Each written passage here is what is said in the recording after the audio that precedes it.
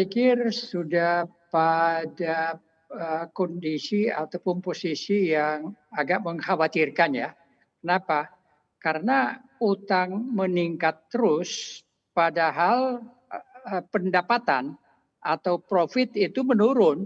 Jadi kalau kita lihat 2019 ke 2020 kan profitnya turun hampir 50%. Lalu kalau utangnya meningkat terus, itu kan menjadi sangat berisiko untuk bisa dilakukan pembayaran on time.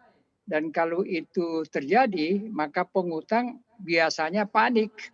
Dalam kondisi panik ya mereka biasanya apalagi kalau bond, dia jual aja bondnya. Kalau jual bondnya itu berarti kan dia mengeruk dolar lagi, iya kan? Dan ini berbahaya karena perkembangan utang yang terus-menerus meningkat sepertinya tidak ada kebijakan atau ukuran safety yang ditetapkan ya oleh pemerintah, dalam hal ini tentu Kementerian BUMN, tentang rasio antara utang dan modal dari BUMN itu sendiri. Nah, ini tentu yang disampaikan kan ini globalnya atau makro BUMN ya. Harus kita lihat lagi masing-masing BUMN.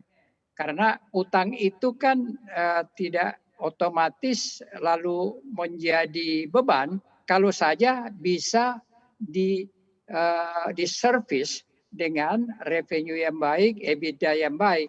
Tetapi kalau sekarang kelihatannya pendapatannya atau keuntungannya menurun, utang meningkat terus, ini satu tanda yang tidak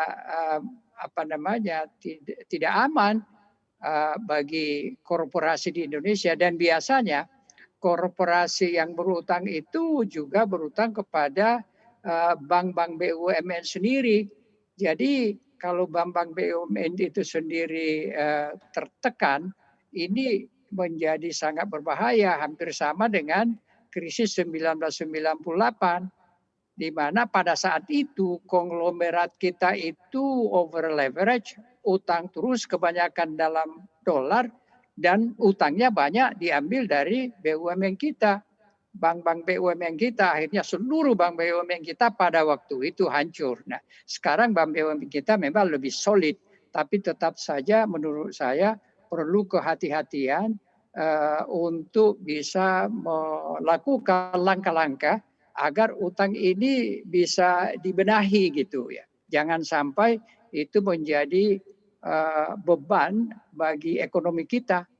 Ya, seperti tahun 1998 yang saya sebutkan tadi, di mana seluruh bank kita itu hancur sampai kita merger 4 bank pada waktu itu. Ya, ini berbahaya kalau tidak ditangani dengan cepat. Nah, bagi Anda yang ingin mengikuti berita ekonomi dan juga bisnis, jangan lupa untuk install CNBC Indonesia di App Store dan juga di Play Store.